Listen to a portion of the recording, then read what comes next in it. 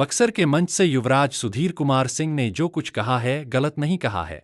युवराज सुधीर सिंह उन तमाम लोगों से सवाल पूछ रहे हैं जो सोशल मीडिया पर फिल्म में, राजनीति में या फिर अन्य क्षेत्र में अपने कास्ट को बेचकर उनकी भावनाओं को जगाकर पैसा कमा रहे हैं, नाम कमा रहे हैं, पर यूजीसी जैसे मामले पर खामोश है। उन्हें डर है कि अगर वह बोलेंगे तो बहुत बड़ा नुकसान हो जाएगा। पर इतना जान लीजिए कि पिंजरे में रहने वाला पंछी या शेर जैसा जानवर भी धीरे धीरे यह मान लेता है कि उसकी ताकत समाप्त हो गई है।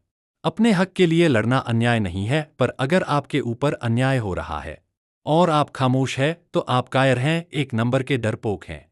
बाकी कोई तो गरज रहा है, वह भी अपने लिए नहीं, उस वर्ग के बच्चों के लिए जो वर्ग देश का सबसे ज्यादा टैक्स भरता है, वह वर्ग जिसे किसी भी प्रकार की कोई सरकारी सहायता नहीं मिलती।